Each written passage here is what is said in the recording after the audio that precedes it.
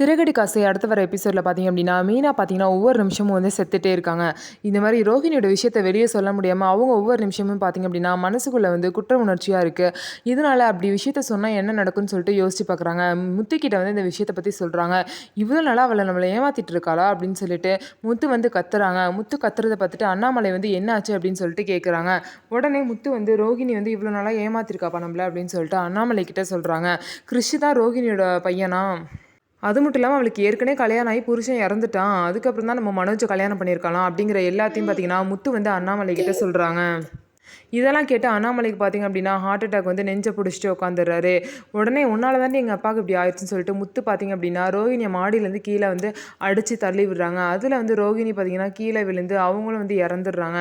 அப்புறம் வந்து முத்துவை வந்து ஜெயிலுக்கு கூட்டிகிட்டு போயிடுறாங்க. ஸோ இந்த மாதிரிலாம் மீனா வந்து நினச்சி பார்க்குறாங்க. உண்மையை சொல்கிற மாதிரி நினச்சி பார்த்தாலே இவ்வளோ கொடூரமாக இருக்கே, உண்மையை சொன்னால் என்னென்ன நடக்கும் அப்படின்னு சொல்லிட்டு பயந்துக்கிட்டு உண்மையை சொல்லாமல் இருக்காங்க. அதுக்கப்புறம் ரோகிணி வந்து ஏன் மீனா அலறீங்க அப்படின்னு சொல்லிட்டு கேட்கும்போது, என்னால் இவங்க எல்லாரையுமே பார்த்துட்டு உண்மையை மறைச்சிட்டு இருக்க முடியல, உண்மையை சொல்லிடுவேனான்னு எனக்கு பயமாக இருக்குது, எனக்கு ரொம்ப குற்ற உணர்ச்சியாக இருக்குது, அதனால நான் எங்கள் அம்மா வீட்டுக்கு போகிறேன் அப்படின்னு சொல்கிறாங்க.